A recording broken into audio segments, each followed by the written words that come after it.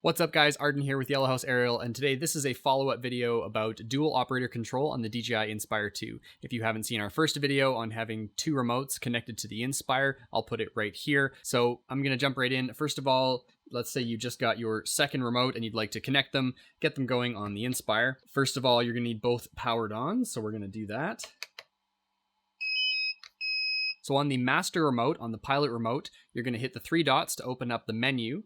You are going to go over to the controller menu. Now under remote controller status, master should already be selected. And then you're going to set a password for the slave connection. I'm going to choose 000580. Then hit done. Now take your secondary, your slave remote, and go into the same menu, go over to controller, and then you're going to change the remote controller status to slave. It will ask you if you want to change remote controller function, hit OK, and then you are going to hit search for master. Now your primary remote will show up in this list. There it is, and you can hit connect, and then you punch in the same code that we entered on the primary remote, 000580. Hit done and hit connect. As soon as they connect, you'll hear a two-tone beep telling you that they are connected, and then you will have a visual on the remote controller for the camera operator. Now you can begin taking control from the slave remote using the take control icon right here, and then you can push that around and you'll start controlling the camera. You are unfortunately limited to only one slave remote. You can't just buy a third remote and connect it in the same way, so you only get a video signal where your cam op and your pilot are located. Unless you have DJI Multilink. Now this solves the problem and allows you to connect more than one slave remote, but it's only available in the USA and it's been that way for over a year. Multilink also uses DJI Lightbridge technology instead of standard Wi-Fi protocol, which is what this connection is, which reduces the likelihood of your cam op and your pilot remote disconnecting, which is a problem that we have from time to time. They're $99 US a piece, and you need one for every remote you would like to connect. Availability may vary outside the United States. So these remotes are interchangeable with the DJI Sendence remote. I have two corrections to make from the previous video. One is that the Sendence does come apparently with a piece of foam like this, and what this does is it holds your remote and fits inside the Inspire 2 case, so apparently it fits in there. Also, I mentioned using the slave remote to roll the camera, but you can actually roll the camera without using that menu from the pilot remote just by holding the C2 button and then rolling this dial here. And if you roll it enough, you will start to see a change while using the pilot remote. It is a little bit slicker than using that menu, not quite as easy as the secondary remote, but that's an option. Thanks to YouTube viewer NetFocus for that tip. A mistake that we've encountered before with new camera operators is persistence of axis. It can be tricky to remember, but the pan axis actually becomes sort of a roll axis when you're looking downward. The same motors are used regardless of the tilt of the camera, so if you're looking straight down and your director asks you to turn the camera, it is actually along the pan axis. If you try to use the roll axis, you'll actually do something like this. It'll be kind of funky, and if you look up to the horizon, you'll be all sideways. Okay, so camera controls are one of the tougher ones, and everyone's going to prefer something different. There really is no magic bullet for this. The speed and responsiveness of your camera control depends entirely on the shots that you're trying to get. Would you rather have one that's fast and almost a little bit jittery, or one that's a little bit sluggish and sometimes even frustratingly slow, because you're never going to find one setting that works for everything. Now in Cinema Land, we call camera movements pan, tilt, and roll. The camera settings for the Inspire call them yaw, pitch, and roll. That's a little bit more akin to an aircraft, but the gimbal is not an aircraft. I'm going to go through the camera settings and what we do to show you sort of some easy ways and a good place to start as far as camera settings go. So we're going to use the slave remote. You're going to hit those three dots at the top right. You're going to go to the third option on the slave remote that looks like a little camera hanging beneath a line, and you're going to hit Camera Gimbal Advanced Settings. It's not the top one, it's a little bit confusing to find sometimes. So it'll be on the first of three presets. I'm not sure what the presets are called by default because we have renamed them. Here you can see gimbal pitch settings, gimbal yaw settings, and there is no speed control for roll. You can only finely tune the pitch and the yaw for the camera. So you can play with these settings and see camera movement in the background to get a sense of what you're dealing with. The camera controls for yaw and tilt contain settings for maximum speed, smoothness, and EXP. We're going to talk about EXP first. It used to be a graph on Phantom series drones. The EXP changes how far you have to push the stick to get a percentage of the maximum speed on that axis. Let's play with the pan or yaw first, and put the speed to max and the smoothness to 0 for demonstration purposes. If you push the EXP to 1, moving the stick a hair produces massive amounts of movement. If you put the EXP to 100, you have to push the stick to the limit and you don't even get that maximum speed. And now let's play with max speed. Obviously, that's pretty self-explanatory. If you have your max speed at 100, the camera speed will eventually get up quite high. And if you reduce that maximum speed, the maximum yaw speed in this case will be capped at a certain degrees per second. So playing around with the yaw axis, you start to get movement. But what happens is if you let off the stick, the camera will come to a rest almost just a little bit too fast. And same thing, if you push the stick quite a lot, it will just suddenly start moving. That might be no good for your shot. So smoothness is like adding molasses to what you're doing. It slows it down, it slows the acceleration, and it slows the deceleration of that move.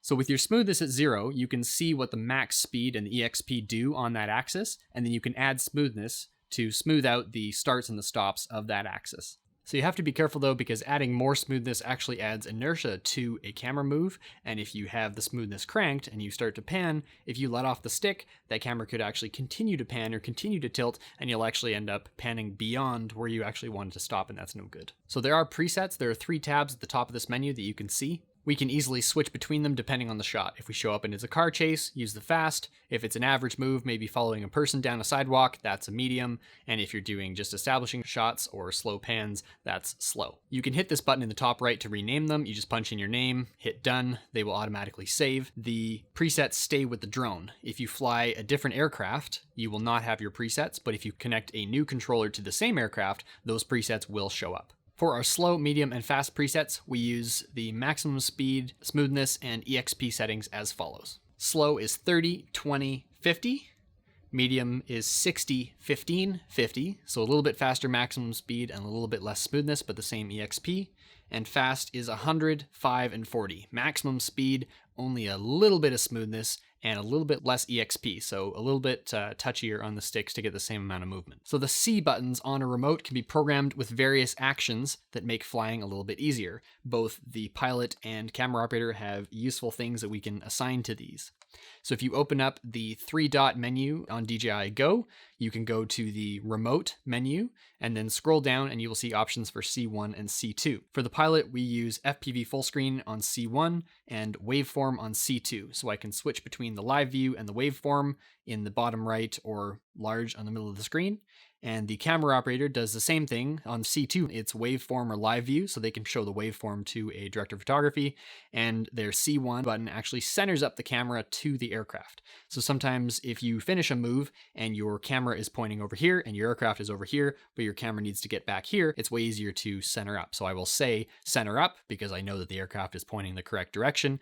It's important to communicate as drone crew. We have a lot of common shots, pans, tilts, and dollies, or shots begin or end in certain ways, or as we call it, 1s and 2s. Sometimes you can actually have a 3 or a 4. We try to have a good idea of the types of shots we're going to get before you take off. That saves burning time and battery life while the drone is in the air. Now, before starting the motors, I will ask my camera operator, are you ready? And they will say ready, or they'll give me an ETA. Maybe they need 1 minute just to finish something up. I'll then say contact or drone going up so that nobody is surprised by the loud egg beater, and away we go. We stick to standard film set type lingo on a larger set where the director or somebody will say roll camera.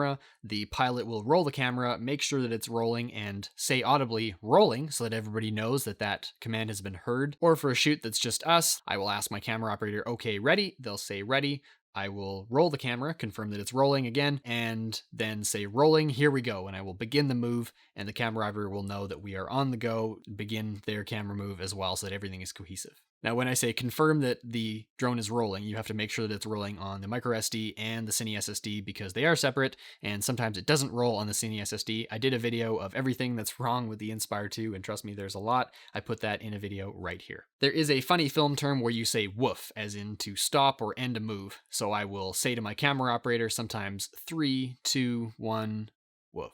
And we will stop that move together because let's say the drone is climbing to an altitude and doing a pan to show something. You don't want to climb to an altitude and stop and then continue that pan and then stop that pan. It just doesn't feel cohesive, so you need to be able to say that. I don't know why woof is a thing. I don't know where I picked it up. Some people use it, some people don't. When we are finished the shot, I will cut the camera. We can either do the reverse. Sometimes you can do a shot backwards and reverse it in post. If there's somebody walking in the shot or if there's running water or a driving vehicle, you can't flip that shot. But if it's a scenic or just a pan or an empty field, you can do that shot backwards. And that way you have 2 different speeds without having to repeat it. And now the other handy thing about having a second remote and having a camera operator is that you have somebody present that knows knows your system. So the moment you finish a shot and it's time to change a battery, your camera operator has now nothing to do. Your camera operator can set their remote down and they can go grab batteries. They can put batteries to charge. They can get filters or a different lens because you're piloting at home and they have nothing to do except watch the way home. Sometimes they'll shoot something, but it is handy to have a second person on set that knows your system that can actually start preparing and get things ready while you're flying. Lastly, there is this kind of funky element of when you're a camera operator, your hands are tied when it comes to the physical movement, location, and speed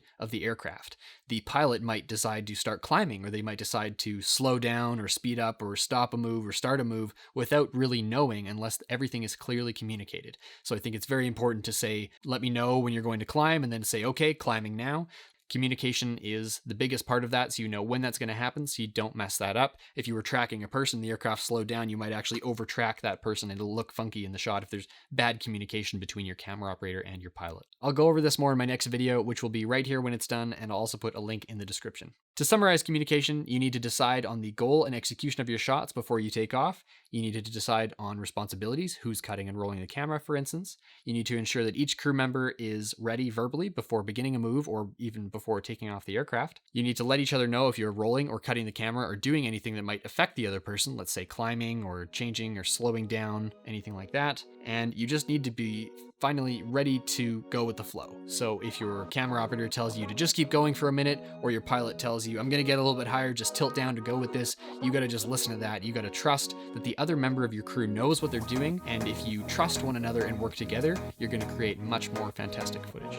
Anyway, this is the second video on dual operator control for the Inspire 2. I'd like to thank you for watching. If you found it useful, drop a like or hit subscribe. My name is Arden Shibley for Yellow House Aerial. I will see you in the next video.